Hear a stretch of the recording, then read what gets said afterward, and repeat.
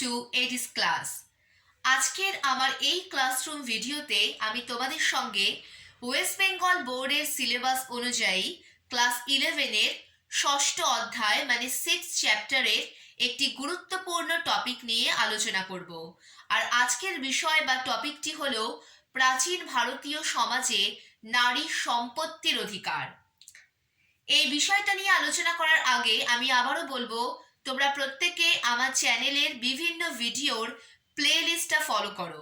Play list follow করলে তোমরা খুব ইজিলি বুঝে যাবে তোমাদের কার কোন ভিডিওটা কতটা বেশি প্রয়োজন, তোমরা সেটা দেখে নিতে পারবে। কারণ প্লে লিস্টে আমি পরিষ্কার করে দিয়ে দেব কোন ভিডিওটা কোন ক্লাসের, কোন সাবজেক্টের, কোন বিষয়ের ওপর। তাই প্লে লিস্ট ফলো করলে তোমরা তোমাদের প্রয়োজন অনুযায়ী ভিডিও সহজেই দেখে নিতে পারবে। এছাড়া বলবো, আমার চ্যানেলটাকে অবশ্যই সাবস্ক্রাইব করো, ভিডিওগুলোকে অনেক বেশি বেশি করে শেয়ার করো, লাইক করো। তোমাদের সাবস্ক্রিপশন, তোমাদের লাইক, তোমাদের কমেন্ট আমাকে ভীষণ ভীষণ সাপোর্ট করে, মোটিভেট করে। তাহলে চলো আজকের টপিকে ঢুকে পড়ি। আজকের টপিক ক্লাস 11-এর 6th চ্যাপ্টারের হিস্ট্রির প্রাচীন ভারতীয় সমাজে নারীর সম্পত্তির অধিকার। প্রাচীন ভারতের সমাজে নারীর সম্পত্তির অধিকার কিরকম ছিল তা নিয়ে মনু এবং বিভিন্ন শাস্ত্রকাররা নারীর সম্পত্তির অধিকারের ওপর বিভিন্ন নিয়ন্ত্রণ বা বাধা নিষেধের কথা বলেছেন। দেখে নেওয়া যাক কিরকম। যেমন শাস্ত্রকার মনু, তিনি বারবার নারীকে পুরুষের অধীনে থাকার কথা বলেছেন। তিনি বলেছেন পুরুষের অধীনেই নারীকে থাকতে হবে।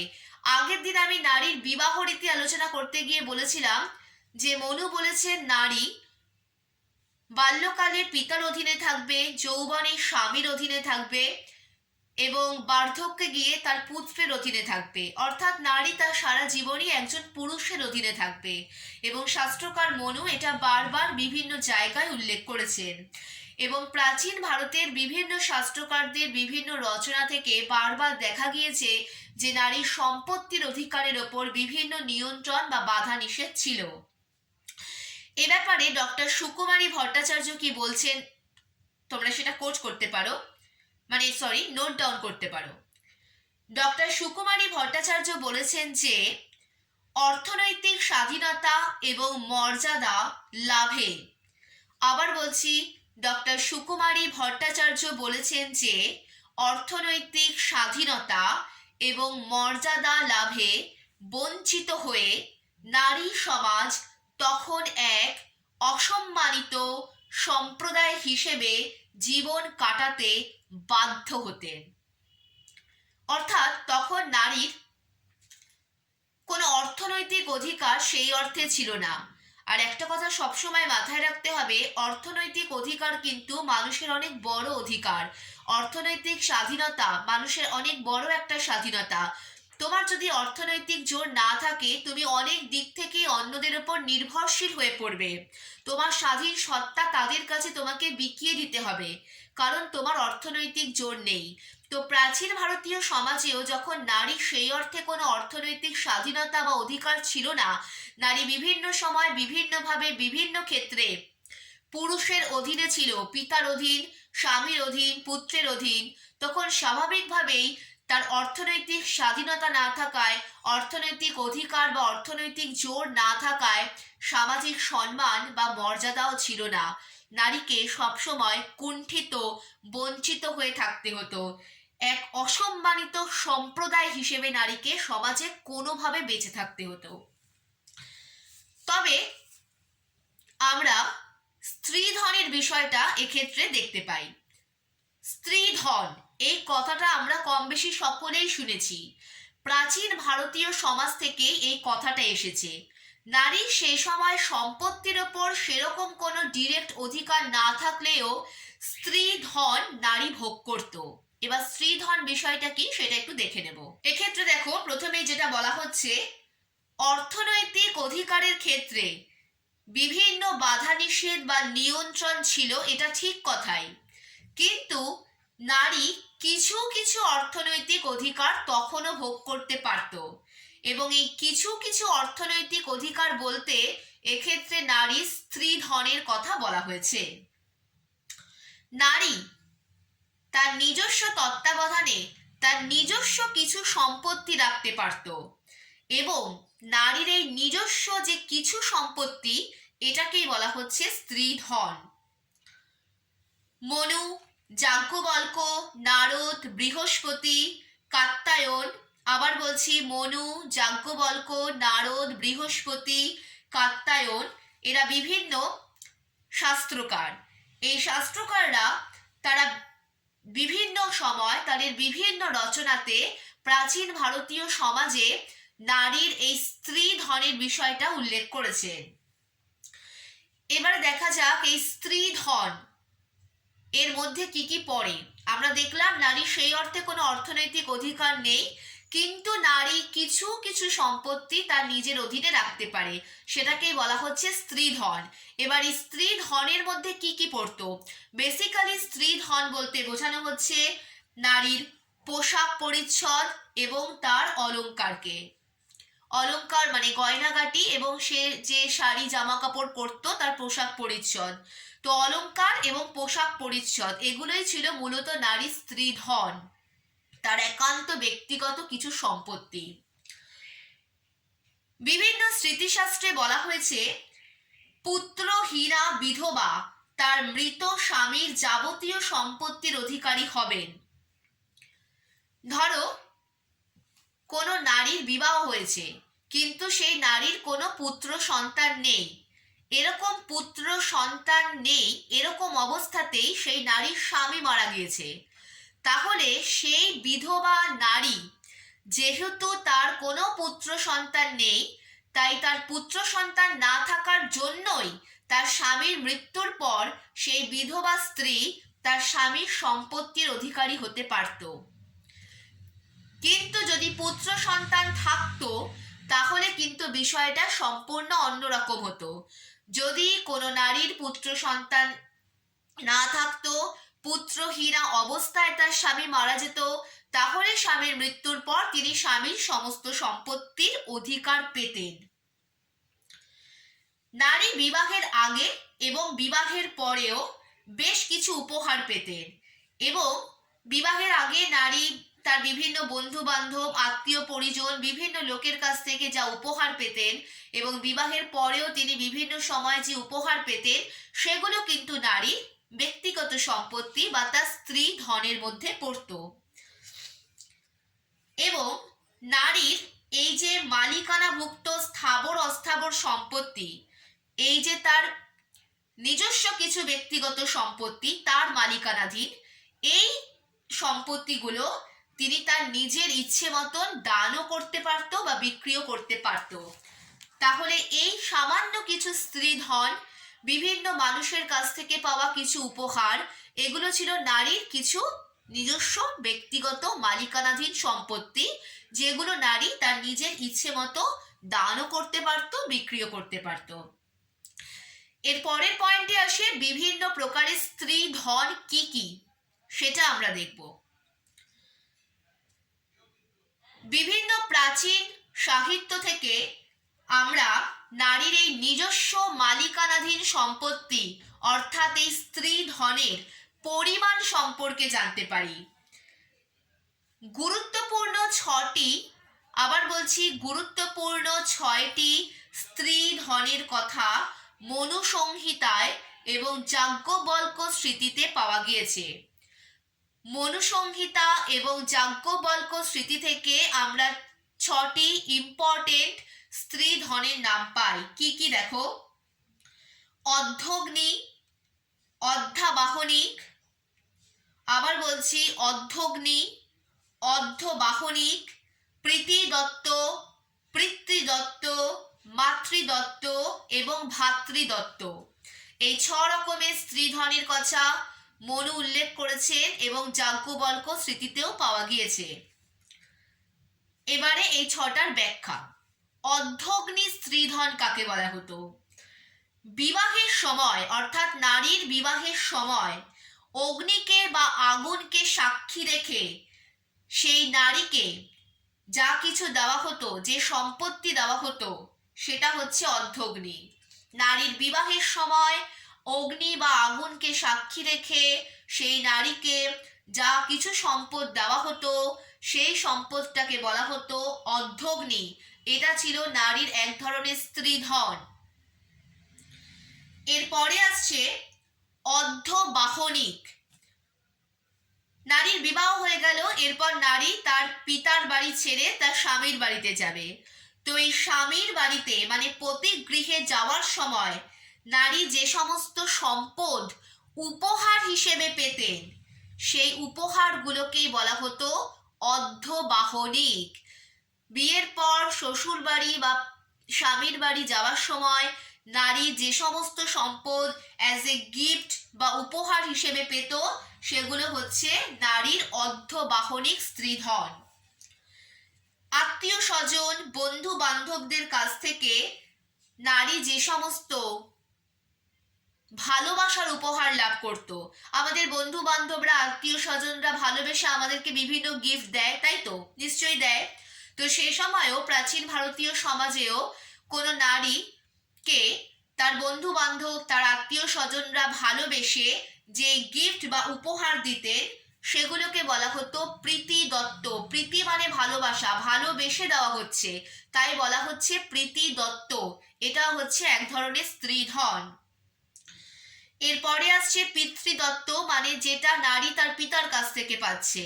মাতৃদত্ত, যেটা তার মায়ের কাছ থেকে পাচ্ছে। এবং ভ্রাতৃদত্ত, যে উপহার তার ভাইয়ের কাছ থেকে পাচ্ছে। তাহলে প্রাচীন ভারতের বিভিন্ন সাহিত্য থেকে আমরা নারী স্ত্রীধনের কথা এবং তার পরিমাণের কথা জানতে পারি।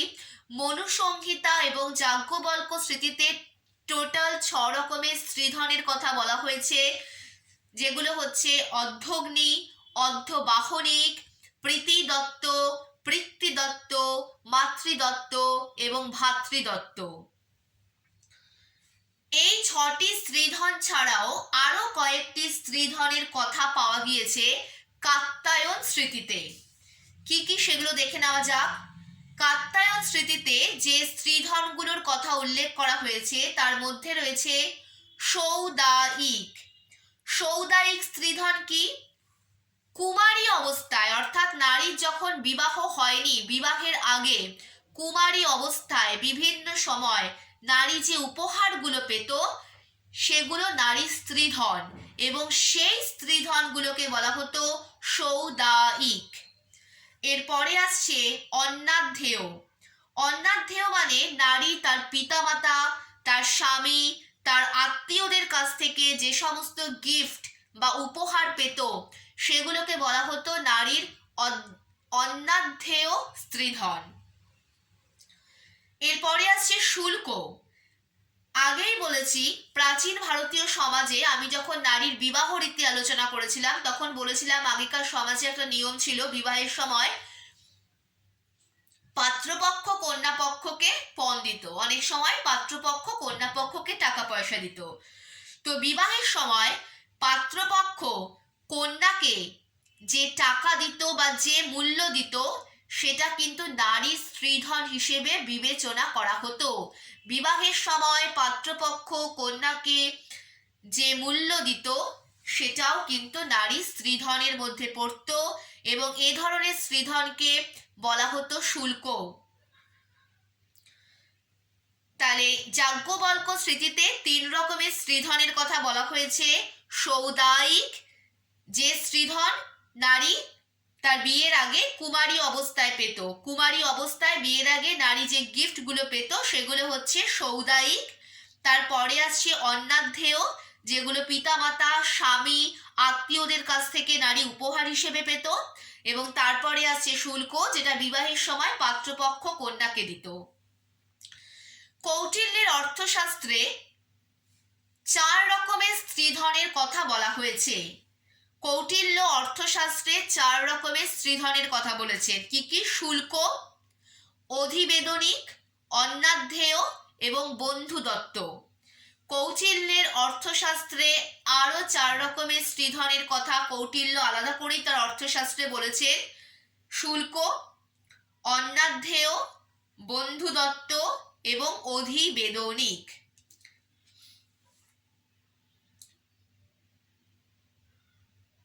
সীমাবদ্ধতা। নারী কিছু সম্পত্তি তার স্ত্রীধন হিসেবে ভোগ করত ঠিকই, কিন্তু এ ক্ষেত্রেও বিভিন্ন নিয়ন্ত্রণ বা সীমাবদ্ধতা ছিল। কিরকম দেখা যাক। স্ত্রী ধনের ওপরেও নারীর যে অধিকার ছিল তারও কিন্তু কিছু লিমিটেশনস ছিল। যেমন কাত্যায়ন স্মৃতিতে এবং অর্থশাস্ত্রে বলা হয়েছে যে একজন বিবাহিতা নারী 2000 পণের তৎকালীন রৌপ্য মুদ্রা, এখানে পণ বলতে বোঝানো হচ্ছে তৎকালীন রৌপ্য মুদ্রা, ঠিক আছে, তৎকালীন একটি রৌপ্য মুদ্রা পণ, তো 2000 পণের বেশি নিজের কাছে রাখতে পারতো না। আমরা এটা জানলাম যে নারীর বেসিক্যালি সম্পত্তির ওপর কোনো অধিকার ছিল না, তবে নারী তার ব্যক্তিগত মালিকানাধীন কিছু স্ত্রীধন রাখতে পারত। তবে এক্ষেত্রেও কিছু বাধা নিষেধ, সীমাবদ্ধতা বা নিয়ন্ত্রণ সমাজ চাপিয়ে দিয়েছিল নারীর ওপর। যেমন নারী স্ত্রীধনের পরিমাণের একটা লিমিটেশন ছিল। কোনো বিবাহিতা নারী তৎকালীন রৌপ্য মুদ্রা অনুযায়ী 2000 পণের বেশি স্ত্রীধন রাখতে পারত না। সেই সঙ্গে কাত্যায়ন স্মৃতিতে বলা হয়েছে স্বামীর কাছ থেকে স্ত্রীর প্রাপ্ত স্থাবর অস্থাবর সম্পত্তিকে স্ত্রীধন হিসেবে মেনে নিলেও তিনি নারীর নিজের উপার্জিত অর্থকে স্ত্রীধন হিসেবে মেনে নেননি। পারিবারিক বা পৈতৃক সম্পত্তিতেও নারীর কোনো অধিকার ছিল না। কাত্যায়ন স্মৃতিতে বলা হয়েছে যে নারী তার স্বামীর কাছ থেকে যে স্থাবর অস্থাবর সম্পত্তি পাচ্ছে, স্বামীর কাছ থেকে তার স্ত্রী যে স্থাবর অস্থাবর সম্পত্তি পাচ্ছে, সেগুলোকে কাত্যায়ন স্মৃতিতে নারী স্ত্রীধন হিসেবে স্বীকার করা হয়েছে। কিন্তু কোনো নারী যদি নিজে কোনো অর্থ উপার্জন করত, কোনো সম্পদ নিজে উপার্জন করত, সেটাকে কাত্যায়ন স্মৃতিতে নারী স্ত্রীধন হিসেবে স্বীকার করা হয়নি। এমনকি পারিবারিক সম্পত্তিতে, পৈতৃক সম্পত্তিতেও নারীর সেই অর্থে কোনো অধিকারই ছিল না।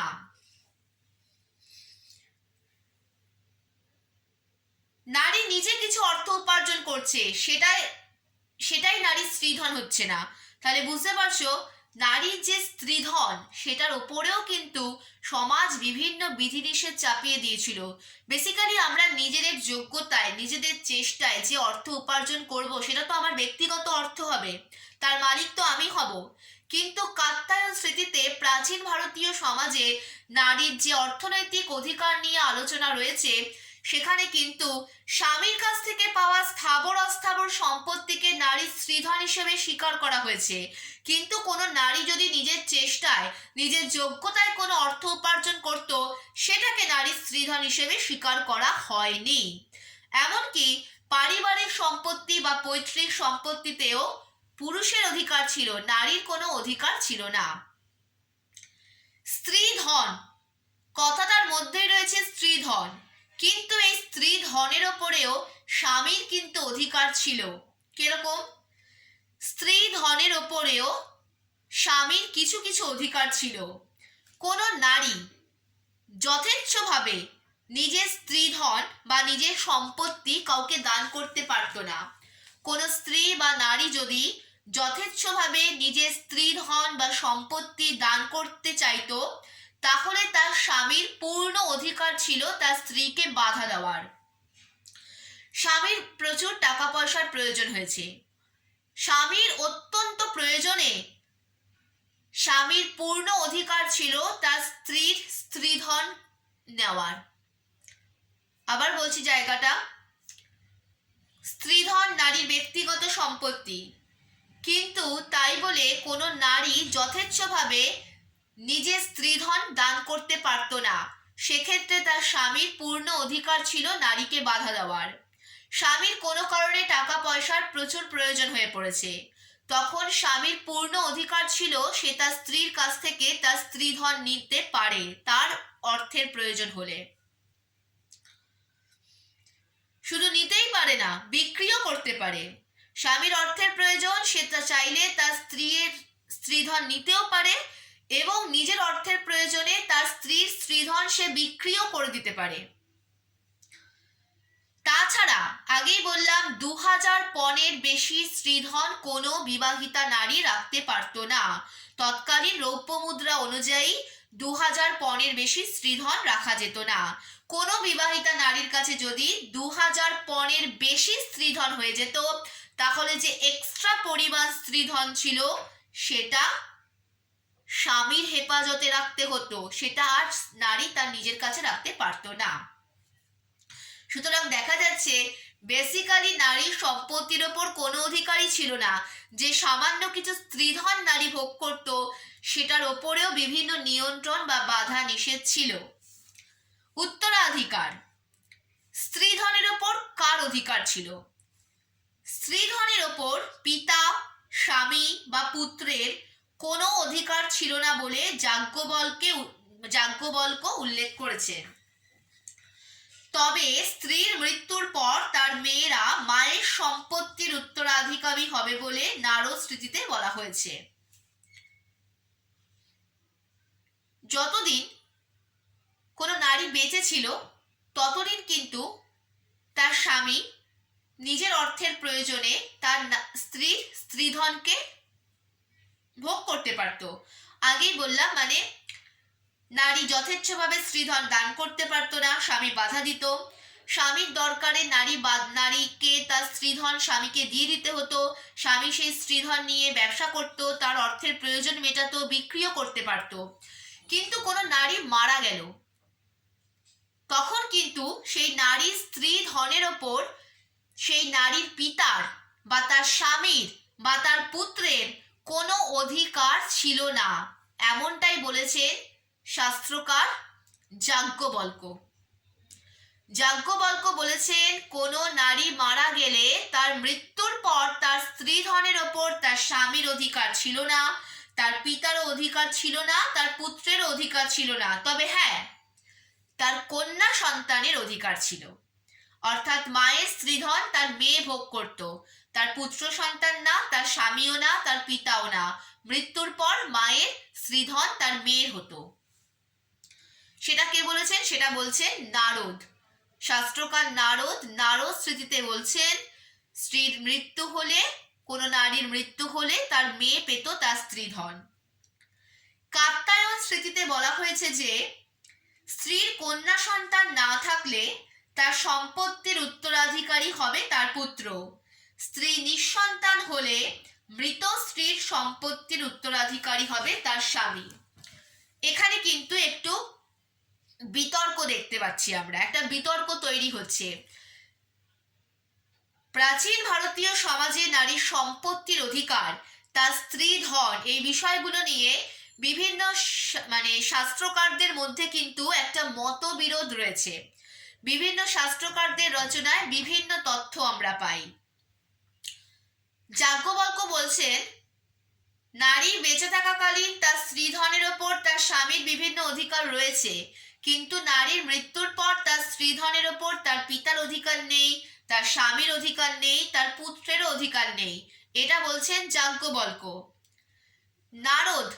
নারদ স্মৃতিতে শাস্ত্রকার নারদ বলছেন, কোনো নারীর মৃত্যুর পর তার স্ত্রীধন কে পাবে? তার কন্যা সন্তান পাবে। কাত্যায়ন স্মৃতিতে বলা হচ্ছে, শাস্ত্রকার কাত্যায়ন, তিনি কাত্যায়ন স্মৃতিতে বলছেন, নারী স্ত্রীধন কন্যা সন্তান পাবে নারীর মৃত্যুর পর, কিন্তু কখন পাবে? যদি তার কোনো পুত্র সন্তান না থাকে। কাত্যায়ন স্মৃতিতে বলা হচ্ছে, কোনো নারীর যদি পুত্র সন্তান না থাকে, তাহলে সেই নারীর মৃত্যুর পর তার স্ত্রীধনের উত্তরাধিকারী হবে তার কন্যা সন্তান। কিন্তু কোনো নারী যদি নিঃসন্তান হয়, মানে তার ছেলেও নেই, তার মেয়েও নেই, কোনো নারী যদি নিঃসন্তান হয়, তার যদি কোনো ছেলে মেয়ে না থাকে, তাহলে কিন্তু নারীর মৃত্যুর পর তার স্ত্রীধন কি হবে? তখন তার স্ত্রীধনের উত্তরাধিকারী হয়ে যাবে, মানে তার স্ত্রীধনের অধিকার পেয়ে যাবে তার স্বামী। এটা বলছে কাত্যায়ন। তাহলে আমরা দেখলাম প্রাচীন ভারতীয় সমাজে বেসিক্যালি নারী সেই অর্থে কোনো অর্থনৈতিক অধিকার ছিল না, যেটুকু ছিল সেটা খুবই লিমিটেড। কিছু স্ত্রীধন নারী ভোগ করত, সেই স্ত্রীধনের পরিমাণটাও খুব লিমিটেড ছিল। 2000 পণের বেশি স্ত্রীধন নারী রাখতে পারতো না। স্বামীর প্রয়োজনে তাকে স্ত্রীধন দিয়ে দিতে হতো, তার স্বামী চাইলে নিজের প্রয়োজনে নিজের স্ত্রীধন বিক্রিও করতে পারত। নারীর মৃত্যুর পর তার স্ত্রীধনের উত্তরাধিকারী বা অধিকার কে পাবে তা নিয়ে নারস্মৃতি, যাজ্ঞবল্ক্য স্মৃতি, কাত্যায়ন স্মৃতিতে আমরা বিভিন্ন মতামত পাচ্ছি। তো এই ছিল প্রাচীন ভারতীয় সমাজে নারী সম্পত্তির অধিকার নিয়ে একটা ছোট আলোচনা। এক্ষেত্রে বলি, ডক্টর এ এল ব্যাসাম বলছেন, সম্পত্তিতে নারীর অধিকার সংকুচিত হলেও অন্যান্য সভ্যতার তুলনায় ভারতীয় সভ্যতায় নারীর এই অধিকার অনেক বেশি ছিল। হ্যাঁ, এটা আমরা দেখলাম যে প্রাচীন ভারতীয় সমাজে নারীর সেই অর্থে সম্পত্তির অধিকার ছিল না, কিন্তু ডক্টর এ এল ব্যাসাম বলছেন যে নারীর সম্পত্তির অধিকার তখন অনেক কম ছিল। এটা ঠিক কথাই, কিন্তু আমরা যদি সেই সময়কার অন্যান্য সভ্যতার সঙ্গে তুলনা করি তাহলে দেখা যাবে তৎকালীন অন্যান্য সভ্যতার তুলনায় প্রাচীন ভারতীয় সমাজে তুলনামূলকভাবে নারীর সম্পত্তির অধিকার বেশি ছিল। তো এটা ছিল একটা সংক্ষিপ্ত আলোচনা। এটা একটা খুবই ইম্পর্টেন্ট কোয়েশ্চেন। 6 চ্যাপ্টারে দুটো ইম্পর্টেন্ট কোয়েশ্চেন, প্রাচীন ভারতে নারীর বিবাহ রীতি এবং প্রাচীন ভারতীয় সমাজে নারীর সম্পত্তির অধিকার, দুটো আমি দুটো ভিডিওতে আলাদা আলাদা করে আলোচনা করলাম। আজকের ভিডিও ছিল সম্পত্তির অধিকার নিয়ে। আশা করি তোমরা সকলে বুঝতে পেরেছো, তোমাদের কোনো ডাউটস নেই। তাও যদি কোনো ডাউটস বা কোয়েশ্চেন থাকে অবশ্যই আমাকে কমেন্ট করে জানাবে। বিষয় সম্পর্কিত যে কোনো প্রশ্নের উত্তর দেওয়ার আমি যথাযথ চেষ্টা করব। সবার শেষে আবার বলবো, সকলে মন দিয়ে পড়াশোনা করো, ভালো থাকো, সুস্থ থাকো এবং আমার চ্যানেলটাকে অবশ্যই সাবস্ক্রাইব করো। ভিডিওগুলোকে অনেক বেশি বেশি শেয়ার করো, লাইক করো, প্রশ্ন থাকলে কমেন্ট করো, জিজ্ঞাসা করো এবং প্লে লিস্টগুলো ফলো করো। প্লে লিস্ট ফলো করলে তোমাদেরই সুবিধা হবে। তোমরা বুঝে যাবে তোমাদের কার কোন ভিডিওটা দরকার, তোমরা সেই ভিডিওটা ডিরেক্ট ওপেন করে দেখে নিতে পারবে। তো আজকের মতো এটুকুই। আরেক দিন অন্য ভিডিওতে অন্য কোনো বিষয় নিয়ে আলোচনা করব। সকলে ভালো থেকো। Thank you.